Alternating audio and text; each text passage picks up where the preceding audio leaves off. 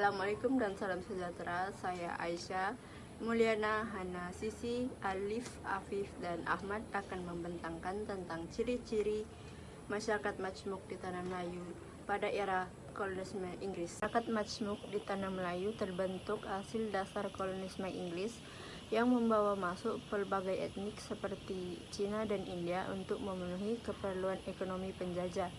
Dasar pecah dan perintah yang diamalkan telah menyebabkan pemisahan dari segi pendidikan, penempatan, dan pekerjaan antara kaum. Keadaan ini bukan saja membentuk struktur sosial yang berbeda-beda, tetapi juga turut mencorakkan hubungan antara kaum. Salam sejahtera, nama saya Mulyana binti Muhammadong, Nometrix BB 2510910. Saya akan menerangkan isi pertama, yaitu pemisahan kegiatan ekonomi di Tanah Melayu era Inggris. Pada slide ini, saya akan jelaskan bagaimana Inggris membentuk masyarakat majmuk melalui pemisahan kegiatan ekonomi. Dasar ini dikenali sebagai pecah dan perintah, dan ia dirancang untuk mengawal penduduk serta memaksimumkan keuntungan kolonial. Sebelum merdeka, setiap kaum diberikan pekerjaan yang berbeza. Kaum Melayu dikekalkan dalam pertanian tradisional seperti menanam padi dan menangkap ikan. Ini menyebabkan ekonomi mereka kekal sederhana dan tidak terlibat kuat dalam ekonomi moden. Seterusnya, kaum Cina dibawa masuk untuk melombong biji timah dan berniaga. Mereka mahir dalam perlombongan dan menjadi tulang belakang sektor bandar, manakala kaum India pula direkrut untuk bekerja di estet getah sebagai buruh tetap. Mereka tinggal di kawasan ladang dan menjalankan kerja menoreh serta kerja-kerja ladang lain. Keseluruhannya, Inggris sengaja meletakkan setiap kaum dalam sektor ekonomi tertentu supaya mereka tidak bercampur dan mudah dikawal. Slide yang kedua tentang kesan pemisahan ekonomi.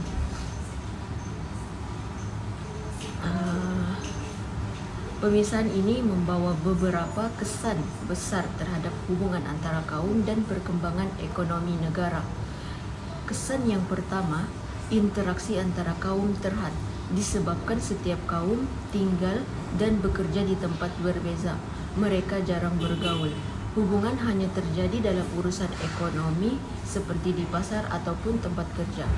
Kesan yang kedua, struktur ekonomi berasaskan kaum. Identiti pekerjaan menjadi identiti kaum. Melayu, petani; Cina, peniaga dan pelombong; India, buruh estet. Ini menyebabkan ekonomi negara sangat tidak seimbang. Kesan yang ketiga pula, jurang sosioekonomi. Kaum Cina mencapai kemajuan pesat dalam bandar, manakala Melayu kekal dalam ekonomi tradisional dan India terpinggir dalam estet. Kesan yang keempat, ketidakseimbangan bandar ataupun luar bandar. Bandar berkembang pesat kerana perlombongan dan perdagangan yang dipelopori Cina dan Inggris. Tetapi kawasan kampung Melayu dan estet India ketinggalan dari segi pembangunan. Kesan yang seterusnya ialah kesan jangka panjang. Struktur tidak seimbang ini diwarisi hingga selepas merdeka dan menjadi punca dasar pembetulan seperti DEB diperkenalkan. Kesimpulannya, pemisahan kegiatan ekonomi oleh Inggris bukan saja membentuk masyarakat majmuk, tetapi juga mewujudkan jurang ekonomi antara kaum yang kita masih rasakan kesannya hingga hari ini. Terima kasih. Ciri yang kedua adalah pemeliharaan budaya dan adat sendiri. Setiap kaum mengekalkan identiti budaya mereka masing-masing tanpa adanya banyak percampuran yang berlaku. Keadaan ini wujud akibat dasar British yang telah memisahkan masyarakat yang berbagai kaum di Tanah Melayu mengikut sektor ekonomi, sektor penempatan dan juga sektor pendidikan. Contohnya, melalui bahasa yang digunakan, kita dapat melihat bahwa terdapat perbezaan yang ketara antara sesama kaum. Buktinya, seperti kaum Melayu menggunakan bahasa Melayu sebagai bahasa tradisi. Kaum Cina menggunakan bahasa Hokkien atau bahasa Hakka sebagai bahasa tradisi mereka, dan juga kaum India menggunakan bahasa Tamil atau bahasa Malayalam sebagai bahasa tradisi mereka. Melalui aspek agama pula dapat kita lihat bahawa kaum Melayu menganuti agama Islam, kaum Cina menganuti agama Buddha, dan India menganuti agama Hindu dan juga Sikh. Assalamualaikum dan selamat sejahtera. Nama saya Hana Khalila binti Zainal Abidin, memegang kad matrik BC 25160-151. Hari ini saya akan membentangkan tentang sistem pendidikan berasingan pada era kolonial yang mewujudkan perkembangan sampingan yang memecah belahkan masyarakat dan juga meninggalkan kesan sosioekonomi yang mendalam. Sebagai contoh, sekolah vernacular, Melayu, Cina dan juga Tamil mengangkat identiti budaya asal, fokus kepada pertanian, komuniti atau estate. Kedua, sekolah Inggeris, untuk golongan atlet sahaja, bertujuan untuk melatih mereka untuk mentadbir dan juga peluang pekerjaan yang lebih baik. Kesannya, setiap kaum membina identiti tersendiri tanpa titik pertemuan yang kuat. Ini adalah punca utama perpecahan. Oleh itu, berlaku sistem yang membawa 4 perkembangan sampingan. Pertama, sektor pekerjaan terpisah. Penjajah mengasingkan kaum mengikut budaya ekonomi, contohnya Melayu di desa melakukan aktiviti-aktiviti pertanian, Cina di bandar melakukan aktiviti pemerdagangan dan juga perlombongan, India di estate. Kedua, identiti etnik yang kukuh. Sekolah yang mengikut kaum menguatkan lagi identiti etnik mereka, tetapi melemahkan semangat identiti nasional. Ketiga, politik yang bergariskan kaum. Semangat kekitaan ini dibawa ke dalam politik, meletakkan asas kepada politik berasaskan kaum. Kesannya langsung amat ketara, peluang pendidikan tidak seimbang.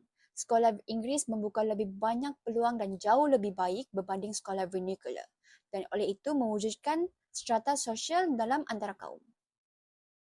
Kanak-kanak membesar dalam persekitaran yang berasingan menyebabkan mereka jarang berinteraksi. Oleh itu, dasar pendidikan berasingan dan juga perkembangan sampingan jelas mewariskan struktur masyarakat terpisah dari segi sosial, ekonomi dan politik. Sekian dan terima kasih. Seterusnya adalah pola pertempatan berasingan. Pola pertempatan berasingan adalah satu ciri-ciri masyarakat majmuk yang terbentuk di tanah Melayu era kolonialisme Inggris. Yang pertama, dasar pemisahan etnik. Pada era kolonial British, salah satu strategi utama mereka adalah memisahkan komuniti Melayu, Cina dan India dalam kawasan pertempatan yang berasingan. Tujuan pemisahan ini adalah untuk memudahkan British melakukan kawalan sosial dan pengurusan buruh di kawasan tersebut. Pemisahan ini juga